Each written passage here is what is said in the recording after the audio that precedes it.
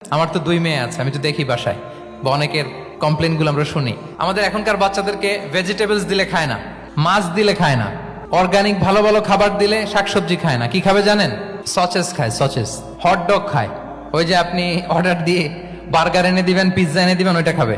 তারপর instant noodles খাবে, soup খাবে, ফ্রোজেন যত মিল আছে এগুলো খাবে, টিনজাত খাবার যেগুলো দীর্ঘদিন সংরক্ষণ করে রাখা হয়।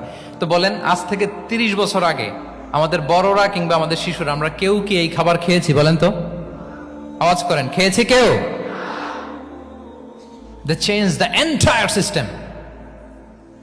কেন আমরা ইসলামিক লাইফস্টাইল নিয়ে কথা বলছি এখন? কারণ আমাদের পুরো সিস্টেমটাই, আমাদের পুরো ফিতরাতটাই ওরা চেঞ্জ করে দিয়েছে। এভাবে সবকিছু চেঞ্জ করে দেয়া হয়েছে, সবকিছু। আমাদের লাইফস্টাইল চেঞ্জ করে দেয়া হয়েছে, আমাদের ফুড হ্যাবিট চেঞ্জ করে দেয়া হয়েছে, আমাদের খাদ্যাভ্যাসের মধ্যে পরিবর্তন। দেখবেন যে এখন আমরা যা খাই, আগে কিন্তু এটা খাইতাম না।